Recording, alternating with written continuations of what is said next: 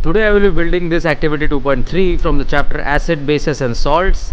And by now you might have come to know that I am more into this experiment genre. That is that I will be creating some animation, 3D modeling and stuff for the children which are studying with me, along with me in my VN tuition. And accordingly I have this vision that one day I will be able to provide them the 3D lab simulation which they are devoid of from the school, colleges.